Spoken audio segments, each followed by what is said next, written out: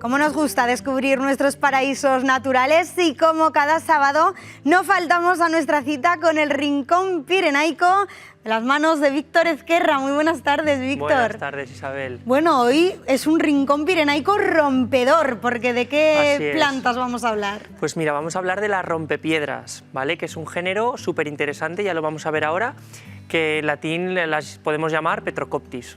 Vamos a ver dónde se localizan, lo primero por hacernos un poquito una idea de dónde podemos encontrarlas. Vamos a ver si podemos ver un mapa aquí con esas localizaciones que están alrededor de todo el Pirineo. Víctor, cuéntame.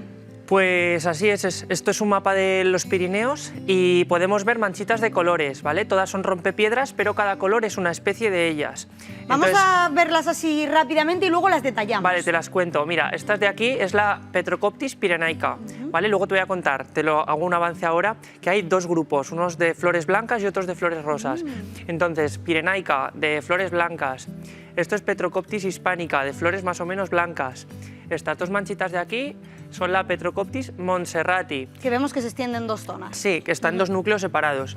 Y luego tenemos otras 4 especies por aquí, que son la Petrocoptis crassifolia, de flores rosas, Petrocoptis pseudoviscosa, ahí, de entre rosas y blancas. Esto de aquí, que sería la Sierra del Montsec y Oliana, es la Petrocoptis monsiciana. Y esta de aquí es la Petrocoptis guarensis. Que es, ¿de qué color? Pues un color así un poco naranja, no sé muy bien. ¡Uy, qué alegría! Es ¡cuánto color! Venga, muy pues coloridas. Vamos a ver este tema tan colorido que tenemos hoy preparado. Víctor, cuéntanos qué tiene de especial esta planta y más o menos hemos visto dónde habita, pero qué condiciones necesita. Pues es una planta que está muy adaptada, tiene un montón de adaptaciones para vivir en roquedos, en rocas calizas y sobre todo en esas partes desplomadas, en extraplomos, o sea, en zonas donde nunca reciben el agua de lluvia y tampoco reciben generalmente sol. Entonces son unas condiciones muy particulares en las que muy pocas plantas son capaces de sobrevivir.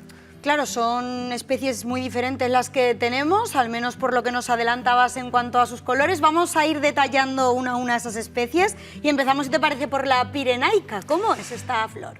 Vale, pues mira, de las 9 especies que hay en la península ibérica, bueno, no te he dicho que el género Petrocoptis es exclusivo de la península ibérica, o sea, aquí tenemos todas las especies que hay en el mundo, pues están aquí en los Pirineos y la cordillera Cantábrica. Tenemos una suerte de contar. Es una gran suerte, desde luego.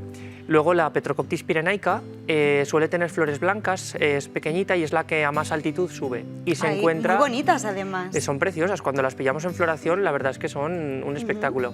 Y esta vive en las cabeceras de los valles más occidentales del Pirineo aragonés, también la tenemos en Francia, y por el Pirineo, por el litoral, se extiende hasta la costa cantábrica. ¿Es fácil encontrarlas? Bueno, algunas especies están en hábitats un poco ligados al humano, luego si quieres hablamos de eso.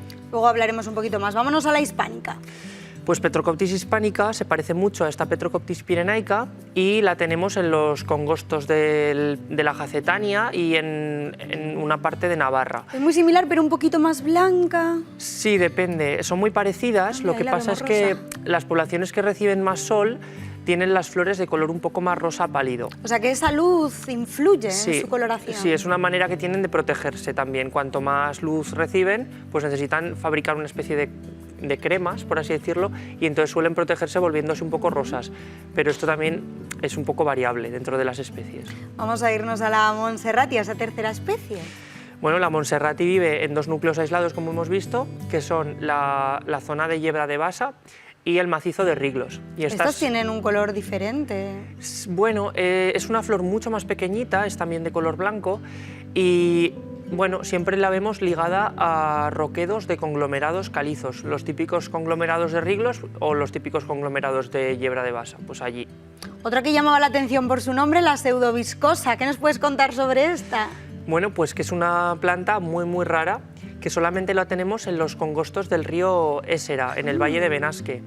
Entonces, pues allí en algunos sitios pues parece que hay poblaciones que son medianamente abundantes, ricas en individuos, pero no nos tenemos que confiar porque solo está en una pequeña parte del mundo. Ahora continuaremos viendo más tipos de esta planta, pero me resulta llamativo que suelen crecer en ermitas. ¿Por qué? ¿A qué se deben santuarios? Pues porque el ser humano ha aprovechado precisamente estas oquedades, estas entradas de cuevas que hay en muchos lugares del Pirineo para construir pues ermitas o monasterios. Y es el caso, por ejemplo, de la Petrocoptis hispánica, que está en los muros del monasterio de San Juan de la Peña, o sea, que ahora cuando vayáis a visitarlo en primavera, si os fijáis, hay unas flores, bueno, ya las habéis visto, de color un poco rosa pálido, y esas son las Petrocoptis que han caído allí colonizando el muro antrópico, pero esas semillas provienen del roquedo que tenemos encima. Pues ahora ya no veremos esos santuarios de la misma forma, iremos a fijarnos Ahí, en esas claro. flores, y no sé si ahí es posible encontrar crasifolia. La crasifolia le pasa algo parecido a lo que pasa en el monasterio, y es que es endémica de la cuenca alta del río Cinca, en el Sobrarbe, y está desde los 2.100 metros de altitud hasta los 700, o sea, tiene un rango altitudinal muy grande. Y en la ermita de Sanúrbez, en Añisclo, también los muros de la ermita están colonizados por esta planta. Oye, ¿cómo son sus flores y sus tallos? Pues las flores siempre van a tener 5 pétalos y tienen una especie de lengüetillas en la mitad que protegen la parte reproductora. Y luego sus tallos, es curioso porque de todas las adaptaciones que tienen al roquedo, lo que hacen es acortar los entrenudos para así tener el centro de gravedad más cerca de la roca, y así con el viento, con la caída de posibles piedras, pues son menos vulnerables. Y además pueden girar. Sí, cuando la flor se pasa y la planta forma sus frutos, los tallos hacen una cosa que se llama poscarpotropismo, que es un movimiento consiste en que se giran sobre sí mismos para orientar las cápsulas con las semillas maduras hacia el roquedo. Bueno, pues ya nos quedan 2 especies que no nos da tiempo a detallar mucho, pero ¿qué amenazas pueden encontrar? Pues las más severas son, bueno, estas plantas viven en la base de los roquedos, normalmente en sitios bastante húmedos, y entonces la principal amenaza es la ampliación de carreteras de los congostos del Pirineo, porque claro, al romper la roca te estás cargando el hábitat y todas las Petrocoptis que hay allí. Y luego además la escalada, que también hay que tener cuidado cuando los escaladores abren vías, pues eso de limpiar las vías, pues hay determinadas plantas que son bastante raras. Víctor Ezquerra, muchísimas gracias un sábado más por traernos todas estas curiosidades. Hasta la semana que viene, Isabel.